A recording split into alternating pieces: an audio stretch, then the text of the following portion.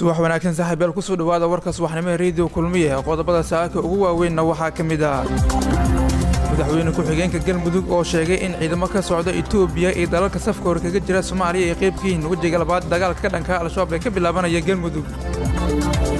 dad isku qoys ah oo saarnaa gaari oo xalay daadad ku qaaday dooxa magaalada Hargeysa ee Somaliland hay'adaha ammaanka maamulka Hirshabelle oo sheegay inay gacanta ku dhigeen shabakad isku xiran oo ka tirsan dagaalamayaasha al-shabaab guddiga tartanka adeegga xajka ee sanadkan oo sheegay inay soo gabagabeeyeen howlaha tartanka adeegga xajka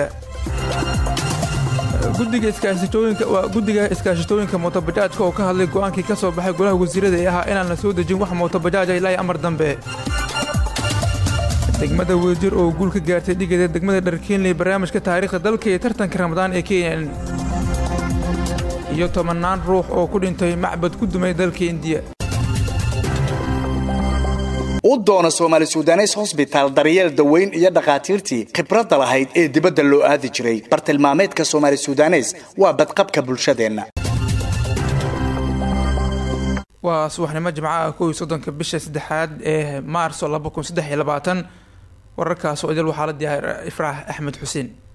mahadsanid warsoosaaraheena saaka Cabdi Naasir Maxamed Maxamuud mar kale subax wanaagsan dhageystayaal ku soo dhawaada qodobadii aad maqasheen oo intaasi ka faahfaahsan haddii aan ku bilaawno madaxweyne ku-xigeenka galmudug ayaa sheegay in ciidamo ka socda Itoobiya iyo dalalka safka hore kaga jira Soomaaliya ay qayb ka yihiin wajiga labaad ee dagaalka ka dhanka ah ururka al-shabaab ee ka bilowday galmudug waxa ay noo faahfaahinaya Cabdi Naasir Maxamed Maxamuud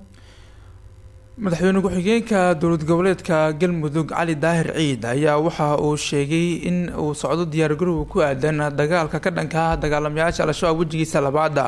waxa uu sheegay in diyaar garowga ay wadaan galmudug ciidamo ka tirsan iyo kuwa dadka deegaanka ah ayaa waxa uu sheegay in ay sii xoojinayaan diyaar garowgaas maadaama uu ilaamiyay madaxweynaha Soomaaliya Xasan Sheekh Maxamuud dagaalka ka dhanka al-shabaab ee looga soo horjeedo madaxweyne ku-xigeenka galmudug ayaa waxa uu sheegay in dagaalka wajigiisa labaad uu ka baaxad weyn yahay kii hore oo haatan la soo gabagabeeyay imankan loo diyaar garoobayo wajiga labaad waxa uu sheegay in ciidamo ka socda Itoobiya ay yihiin kuwa ugu badan ee soo gaari doona maalmaha soo socda deegaanada maamulkaasi galmudug ay ka qayb geli doonaan dagaalka lagula jiro al-shabaab wajigiisa labaad sidoo kale waxa uu sheegay in ay qayb ka yihiin dalalka safka hore kaga jira Soomaaliya kuwa Eritrea lagu soo tababaray ayuu sidoo kale hoosta ka xariiqay inay qayb ka yihiin wajiga labaad ee dagaalka ka dhanka al-shabaab ee ka bilaabanaya deegaanada maamulkaasi galmudug ee uu ilaamiyay madaxweynaha Soomaaliya madaxweyne ku-xigeenka ayaa sidoo kale waxa uu sheegay in ciidamadaas ay soo gaari doonaan maalmaha soo socda isla markaana ay qaban doonaan deegaanada weli ay ku harsan yihiin dagaalamayaasha al-shabaab sida Eelbuur iyo deegaanada kale ee hoos yimaada sidoo hadal ku dhigay waa run madaxweynuhu maalin weyd waa ku dhawaaqay howlgalka wajigiisa labaad oo run ahaantii ka baaxad weyn kii hore ka baaxad weyn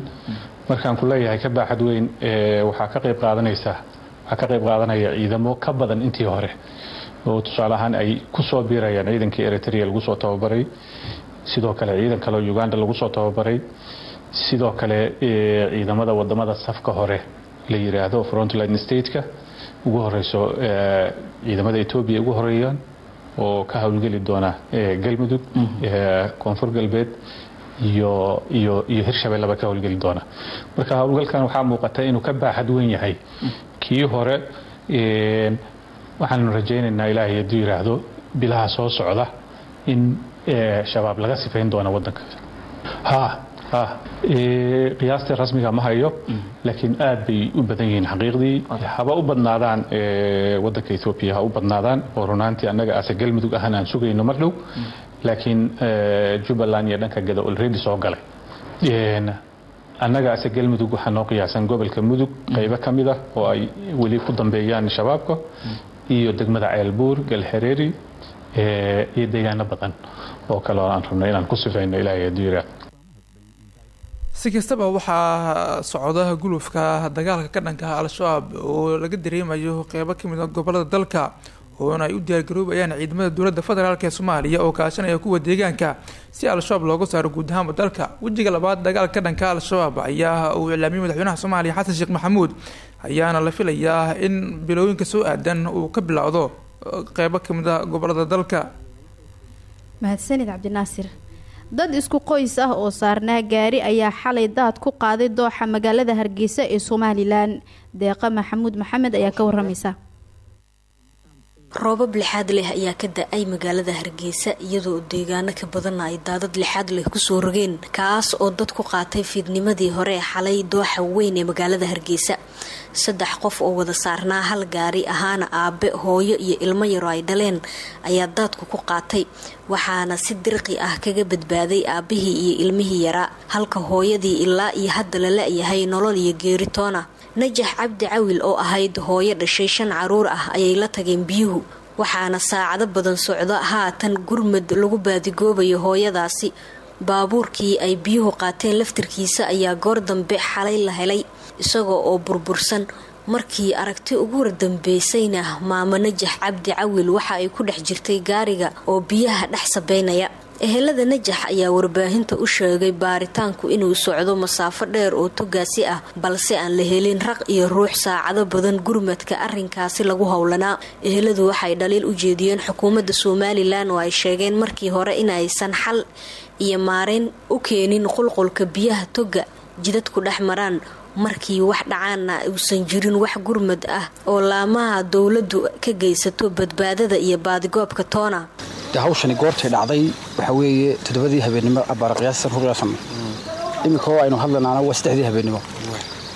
waxaynu taaganahay dooxa bartankiisii goobtan oo qoriyaata maaha goobaha aanu ka raadinayna waxa weeye dadka xitaa qaar baa jooga meel ku dhow berbera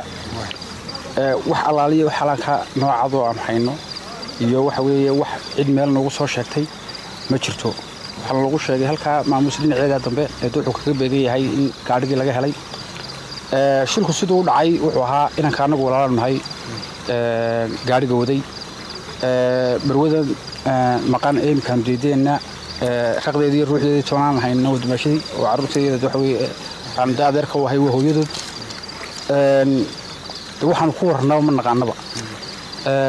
dadkii loogu talagalay dadkan shacabka ee waxa weeye dooxooyinkan daafada lagu soo daayay inay ka kantaroolaan xukuumadda sheeganaysay dadka halka imika tuban ee joogay saqda dhexe diidaya waa ummadda islaamkeeda Soomaaliland ku nooleed dadkaas baa gurmad noo ah wax kale oo xukuumiya oo waxa weeye hawshaana kala qayb galay ma hayno marka maxaan ku warnaa waxaan ku warnaa ma naqaantay ciidamada dabdamisku miyay soo gaareen goobta wax dabdamisaan ugu maanaan arag dad waxa weeye shil ku dhacay baan nahay indhaha iyagu waxay diidayaan qof naga maqan marka intii anagu aanu baaritaanka ku jirnay aan raadinay wax shaar dawladeed iyo midab dawladeed toolna leh maanaan arag wax gargaarana kama arag ilaahay uu baa maqan waan xaaladaysanay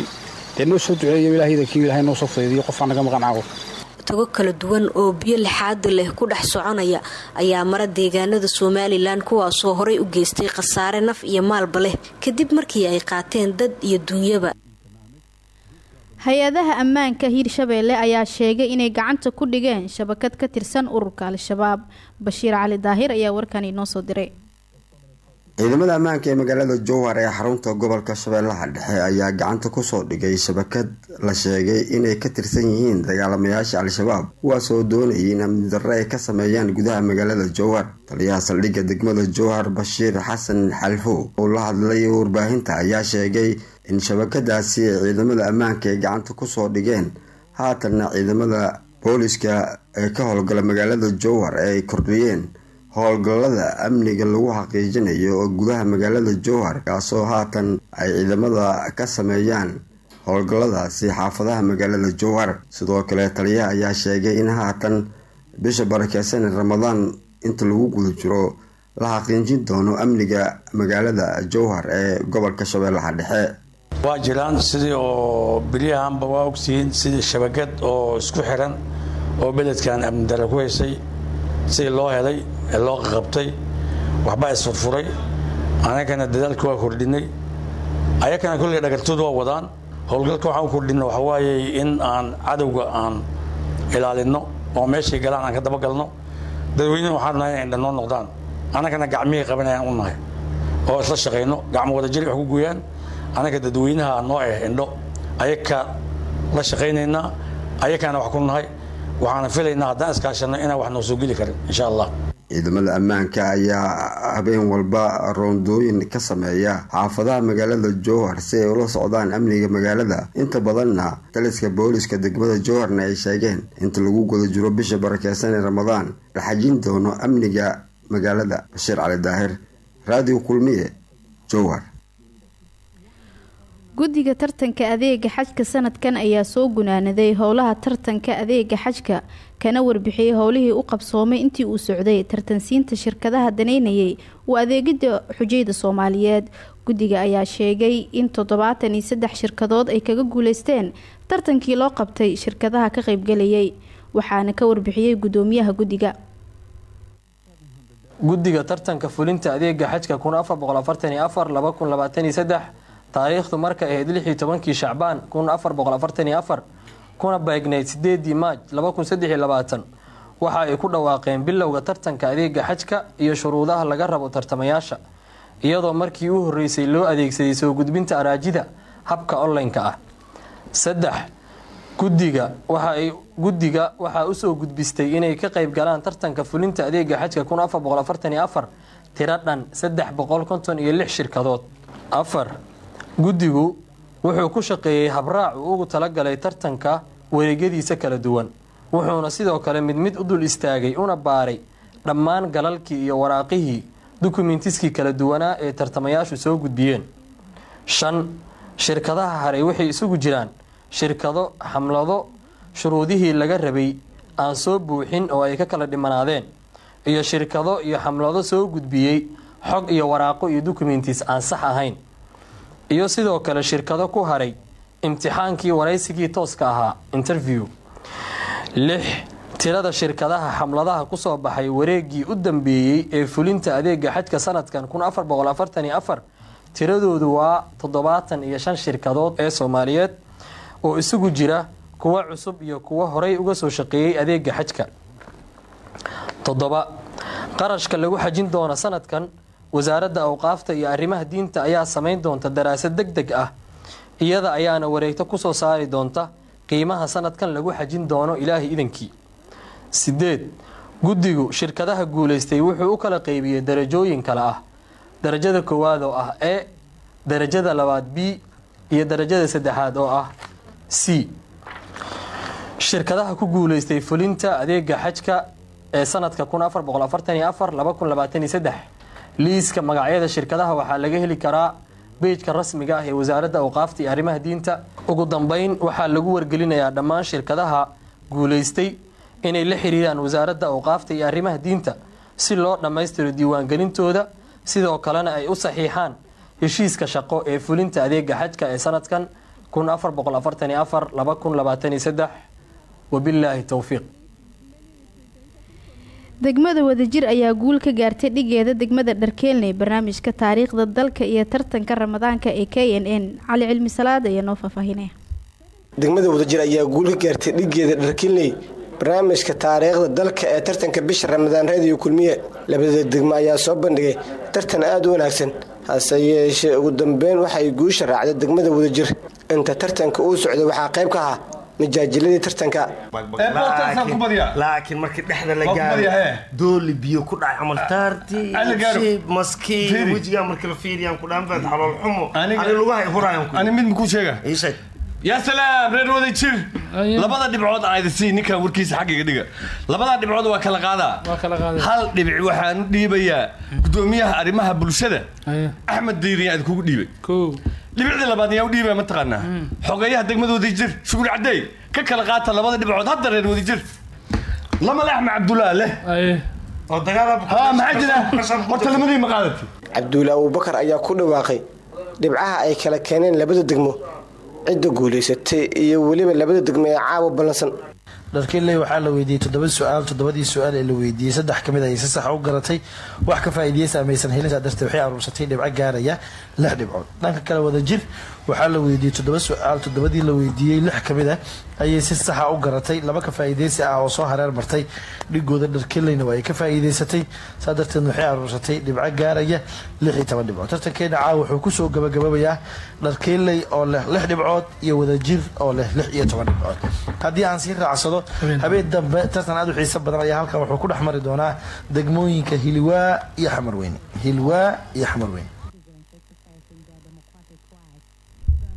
guddiga iskaashitooyinka mootobajaajka ayaa sheegay inay soo dhaweynayaan go-aankii kasoo baxay golaha wasiirada xukuumadda Soomaaliya ee ahaa in wax mootobajaaj ah aan laga soo dejin karin dekedaha dalka ilaa iyo amar dambe. Daahir Maxamed Diiriye oo kamid ah guddiga iskaashitooyinka oo KNN la hadlay ayaa waxa uu sheegay inay soo dhaweynayaan go-aanka loona baahan yahay in la dhaqan geliyo.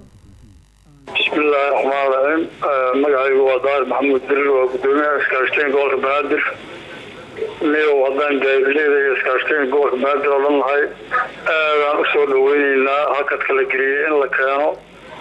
iyo in dib loo habeeyo oo AIB laga dhigo si magaalada saxmadooda loo yareeyo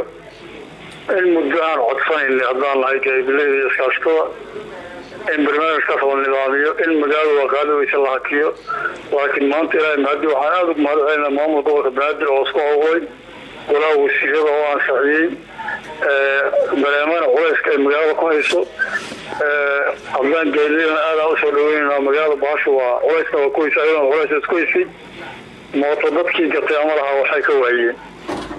magaaladiina waa laga mari waayay marka aada iyo aada usoo dhaweyneynaa ugana mahadcelinaa golaha wasiirada maamulka gobolka Banaadir iyo cid walba oo ka shaqaysa